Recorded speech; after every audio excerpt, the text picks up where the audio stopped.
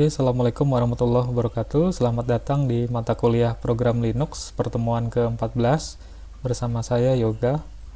Pada pertemuan kali ini kita akan membahas mengenai keamanan sistem. Oke, kita mulai. Jadi ada grafik di sini.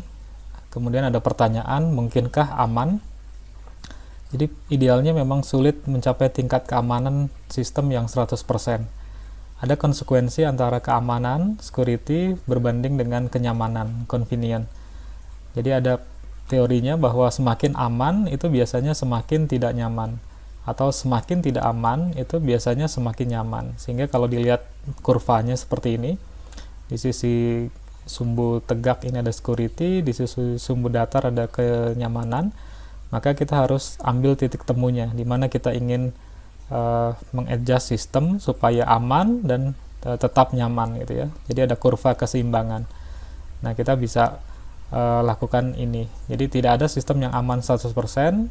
Itu benar bahwa kita harus membuat sistem tersebut baik dia aman maupun dia nyaman digunakan, tetap nyaman digunakan oleh pengguna. Kemudian mempelajari keamanan itu kita juga mempelajari mengenai security life cycle ya, atau daur hidup sekuritas, daur hidup keamanan sistem. Nah, di sini banyak orang beranggapan bahwa masalah keamanan informasi dapat diselesaikan dengan hanya membeli produk keamanan. Jadi misalnya kita telah membeli firewall, antivirus, ataupun alat-alat keamanan lainnya, maka kita beranggapan itu sudah mengamankan sistem. Sebetulnya keamanan tadi juga merupakan sebuah siklus. Nah, siklus tadi yang akan mengamankan yang kita sebut sebagai aset. Jadi di tengah ini ada information asset. Kemudian langkah pertama yang dalam pengamanan ini adalah kita harus tentukan aset apa yang harus dilindungi. Kemudian nanti di sini ada tahapannya, mulai dari assess, design, implement, dan maintenance. Nah, di setiap tahapan ini ada keterangannya, misalnya yang di-assess itu kita mengenai awareness dan training misalnya, itu juga yang dapat dilakukan. Kemudian desainnya nanti mendesain policy dan prosedur. Kemudian untuk implementasinya kita device-nya yang diimplementasi. Nanti juga biasanya kita minta bantuan mungkin ke pihak ketiga, baik yang berupa vendor perangkat keras untuk keamanan ataupun yang berupa perangkat lunak. Nanti di sisi maintainer-nya nih misalnya ada terjadi insiden, kemudian nanti ada investigasinya, ada cybercrime dan forensiknya, dan sebagainya. Kemudian di slide selanjutnya di sini ada mengetahui aset dan nilainya. Jadi setelah kita mengetahui aset, kita perlu nilai atau beri valuasi harga aset tersebut. Jadi pengamanan ini nantinya akan sesuai dengan nilai asetnya. Nah, aset ini secara garis besar bisa dibagi menjadi 3, misalnya hardware, software, data, atau informasi. Untuk hardware ini jelas sebetulnya fisiknya, jadi bisa berupa perangkat laptop atau workstation, server, firewall, misalnya router, backbone router, ataupun misalnya di sini ada database server. Kemudian di sisi softwarenya kita membangun ini misalnya aplikasi, tapi juga hal yang paling penting adalah data atau informasi yang disimpan dalam aplikasi. Karena dalam konteks ini biasanya yang paling berharga itu adalah data atau informasi yang disimpan. Oke, yang selanjutnya kita mendesain keamanan. Jadi di sini desain keamanan dilakukan dengan mengembangkan kebijakan dan prosedur. Desain keamanan ini kemudian nanti dapat diterapkan secara teknis melalui perangkat pengamanan atau security devices. Nah, kita juga bisa meminta bantuan dari pihak ketiga ataupun vendor dalam melakukan keamanan tadi ya. Jadi meskipun sudah diterapkan pengamanan, ada kalanya insiden keamanan akan tetap terjadi. Jadi nanti insiden tersebut harus dapat diinvestigasi baik dari pihak sisi keamanan internal maupun nanti dari auditor eksternal. Nah, di sini misalnya ada ilustrasi bagaimana di sisi internal dan di sisi eksternal bekerja sama dalam hal sertifikasi digital ya, seperti ini. Jadi oke, kita lanjut berbicara mengenai keamanan sistem. Di sini ada elemen sistem itu sendiri, keamanan elemennya. Secara garis besar ada 3. Yang pertama ada keamanan komputer, atau computer security itu terkait dengan keamanan yang secara fisik ya, bisa berupa tadi server, workstation, notebook, ataupun yang lain. Kemudian ada network security atau keamanan jaringan. Ini biasanya nanti terkait atau berhubungan dengan jaringan. Ada beberapa masalah nanti, misalnya terjadi dalam jaringan, nah kita harus misalnya tadi ada penyadapan data, ada modifikasi atau juga serangan terhadap services. Jadi ada network security dan application security. Ada kalanya nanti keamanan juga terkait dengan aplikasi atau software. Kalau komputer security-nya bagus, network security-nya bagus, ada kalanya celah keamanan justru timbul dari aplikasi. Nah, misalnya terjadi serangan terhadap SQL injection ataupun cross-site scripting, maka kita juga perlu menambal celah keamanan di sisi aplikasi. Selanjutnya mengenai aspek keamanan. Jadi menurut Graham Finkel ada 4, ada privasi, ada integrity, ada autentikasi, dan ada availability. Untuk yang privasi atau confidentiality itu merupakan upaya untuk menjaga informasi dari orang yang tidak berhak mengakses. Dan privasi lebih ke arah data yang sifatnya privat, sedangkan confidentiality biasanya lebih ke arah berhubungan dengan data yang akan diberikan ke pihak lain untuk keperluan tertentu. Misalnya yang berhubungan dengan privasi, bahwa email seseorang itu pemakai tidak boleh dibaca oleh administrator. Jadi ada etikanya. Kemudian nanti ada contoh confidential information, misalnya data yang bersifat rahasia, NIK, agama ataupun penyakit, riwayat penyakit, nomor kartu kredit dan sebagainya. Aspek yang kedua adalah aspek integritas, bahwa aspek ini menekankan bahwa informasi tidak boleh diubah tanpa seizin pemilik informasi. Adanya virus ataupun yang lain, malicious code nanti memungkinkan informasi tersebut dapat diubah atau dialter tanpa pengetahuan pihak si penyampai informasi. Jadi misalnya tadi ada sebuah email, bisa saja nanti ditangkap, intercept di tengah jalan, nanti kemudian isinya bisa dialter, ditemper, dimodified ya, kemudian diteruskan ke alamat yang dituju. Dalam hal ini berarti aspeknya sudah tidak terjaga integritas informasinya. Aspek yang ketiga ada autentikasi. Nah, ini berhubungan dengan metode yang menyatakan bahwa informasi adalah betul-betul asli, orang yang mengakses atau memberikan adalah betul-betul yang dimaksud, serta server atau yang kita hubungi layanannya adalah betul-betul yang memberikan layanan. Biasanya ada 3 hal di sini, ada what you have, ada what you know, sama what you are. Jadi misalnya what you have, kita punya kartu ATM ataupun kartu akses card untuk pintu ke ruang server misalnya. What you know, ya, misalnya nanti kita punya PIN, password, ataupun misalnya sekarang pattern ya. What you are, misalnya nanti ada sidik jari, retina mata, ataupun biometrik lainnya. Oke, aspek selanjutnya adalah aspek ketersediaan, availability. Ini berhubungan dengan ketersediaan informasi saat dibutuhkan. Jadi informasi tadi bisa ada kalanya diserang ataupun dijebol ataupun dihambat, sehingga akan meniadakan akses ke informasi tadi. Contoh hambatan yang sering timbul misalnya terjadi serangan denial of services, DOS attack, di mana server dikirimi permintaan palsu bertubi-tubi sehingga server tadi bahkan bisa sampai down, hang, atau crash ya. Yang lebih masif biasanya nanti distributed denial of services. Jadi tadi ada 4 aspek. Kemudian ada lagi yang menyatakan ada 3 saja, the triad tadi ya. Di beberapa kesempatan juga ada yang menyampaikan aspek keamanan itu hanya 3. Konsepnya sebetulnya sama, cuma tadi minus autentikasi, tapi konsep yang lain sama, confidentiality, integrity, sama availability. Jadi ada pendapat yang lain yang menyatakan aspek keamanan hanya ada 3. Kemudian kita beralih ke malicious code. Nah, malicious code ini merupakan kode program yang ditulis untuk tujuan yang dapat merugikan keamanan sistem komputer. Malicious code juga bisa dikategorikan berbahaya karena dapat mencuri data korban dan dikirimkan ke sang pembuat. Nah, malicious code juga dapat memodifikasi informasi yang dikategorikan rahasia serta melakukan perubahan atas konfigurasi dan terhadap sistem komputer. Nah, ini contoh jenis malicious code, misalnya ada virus, ada adware, ada rootkit, ada spyware, ada ransomware. Ini yang sekarang sedang ngetop ya, booming itu, ada Trojan Horse, ada remote access, ada worm, ada keylogger ya. Jadi masing-masing ini dibuat untuk tujuan merugikan pengguna data atau layanan.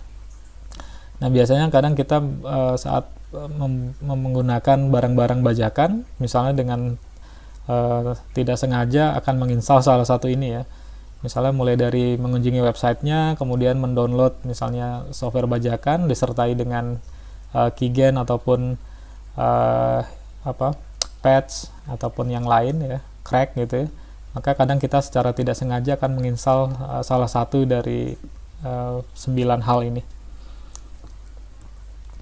Kemudian serangan malicious code tadi, jadi serangan berupa software bisa terhadap sistem operasinya, kemudian terhadap aplikasi dia bisa menyerang misalnya file executable sehingga dia tidak dapat dieksekusi, ataupun misalnya seolah-olah dia berupa file JPG padahal dia adalah executable.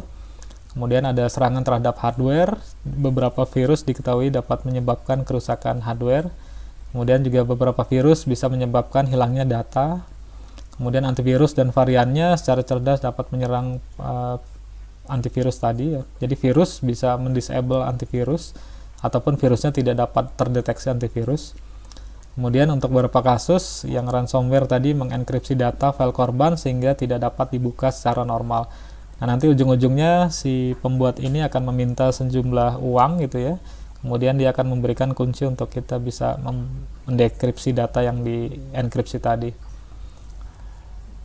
Nah, kemudian serangan terhadap jaringan komputer itu biasanya ada beberapa bagian, mulai dari misalnya mulai dari physical attack seperti melakukan sabotase pada jaringan komputer, termasuk akses orang ke gedung, ke peralatan atau ke media yang digunakan. Jadi serangan ini ya serangan yang harus ke lokasi fisik.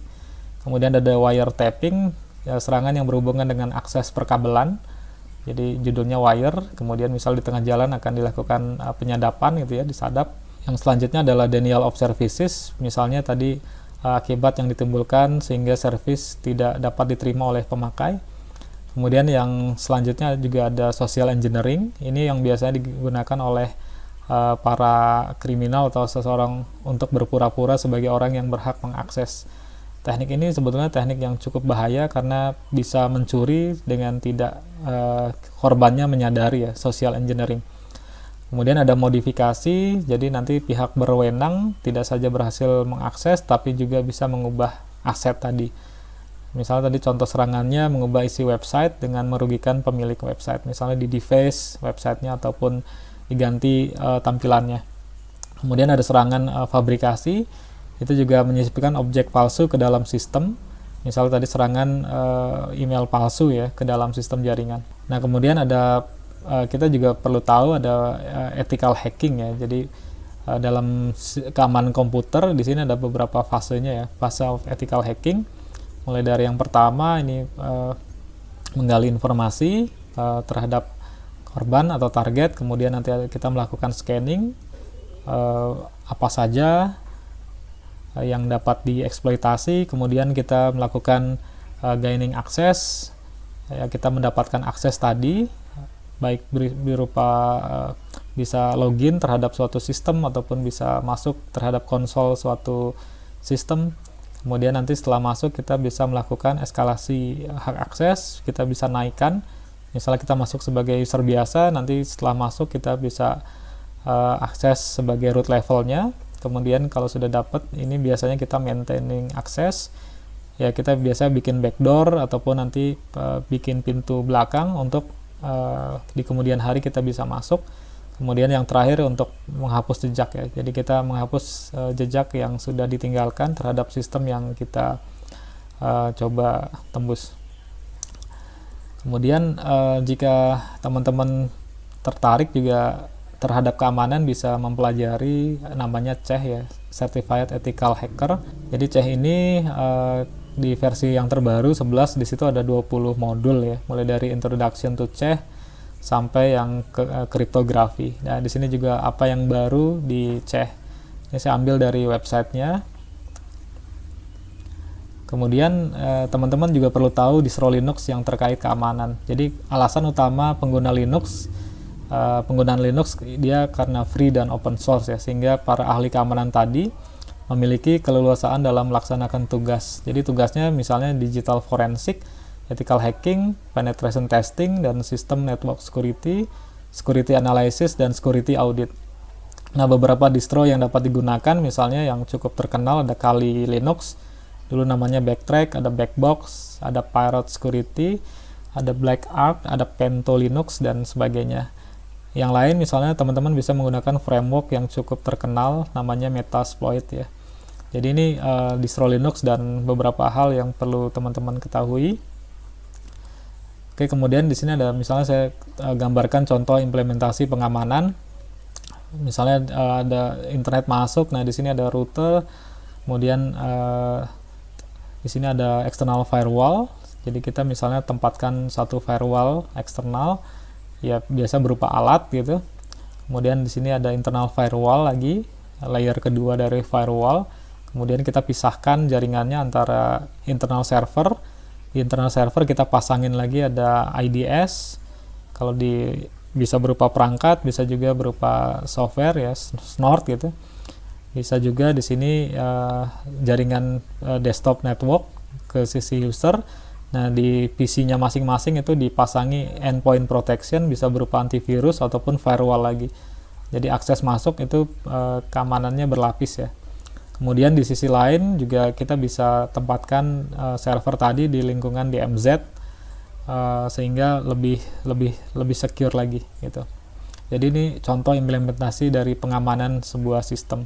Kemudian ada tips server hardening ya. Jadi teman-teman sebagai seorang administrator itu bisa melakukan misalnya mengenkripsi jalur komunikasi data. Misalnya nanti kalau menggunakan layanan web server itu nanti bisa diinstal SSL, Secure Socket Layer, ataupun kalau mau copy file bisa menggunakan Secure Copy, ataupun kalau melakukan remote bisa melakukan Secure Shell ataupun menggunakan VPN.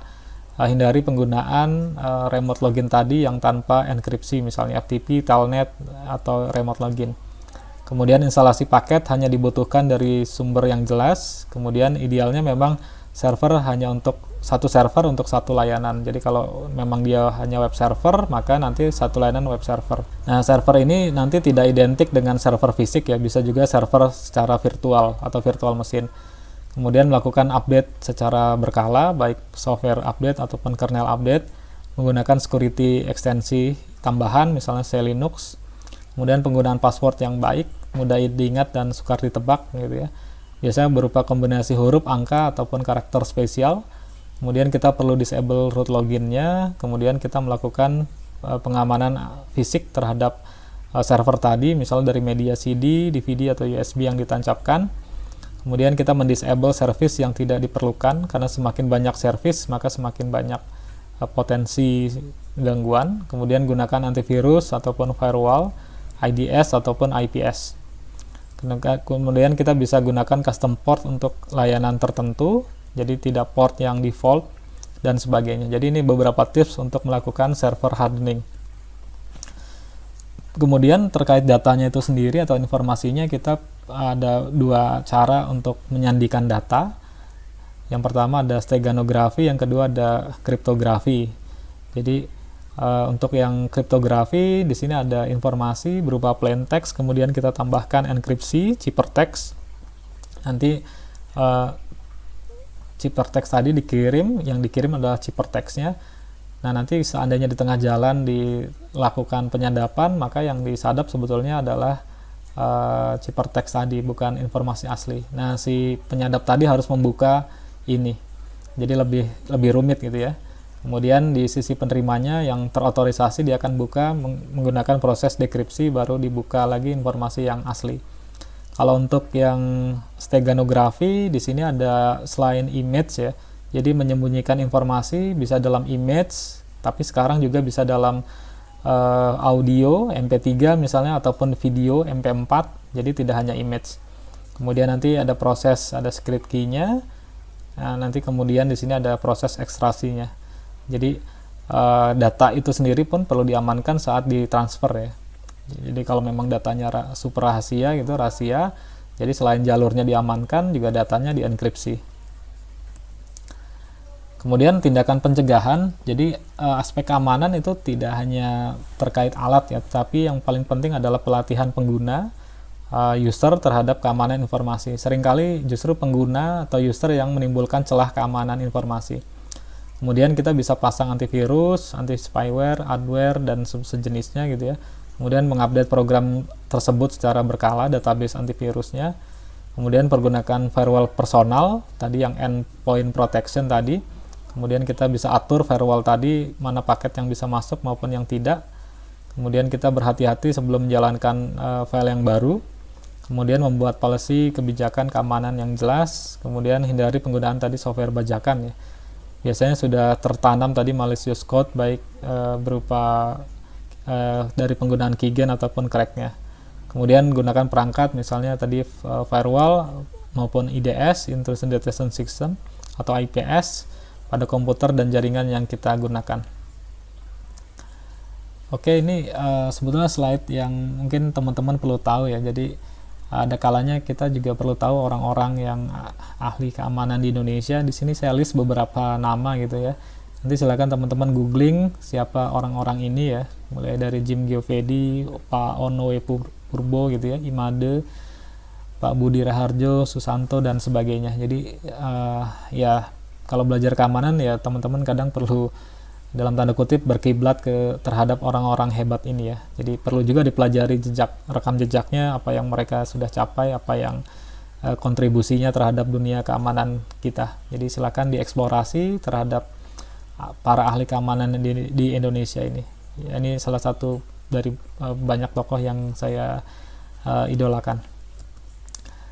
Oke, ini slide terakhir ya. Jadi saya tulis nextnya selamat tersesat di jalan yang benar gitu ya. Jadi silakan teman-teman yang suka keamanan sistem mengunjungi website-website ini misalnya sebagai langkah awal ya, mulai dari CERT, Xcode dan sebagainya. Kecoa salah satu website yang awal-awal dibentuk gitu ya, Devaser dan sebagainya. Eho juga forum yang cukup lama, sampai Jasakom dulu fokus bagus, cuma sekarang saya lihat banyak jualan ya. Kemudian ada security fokus, yang lainnya juga banyak. Jadi silakan dicari di link-link ini informasi terkait keamanan komputer. Oke, terima kasih dari saya. Kuliah hari ini sekian. Wassalamualaikum warahmatullahi wabarakatuh.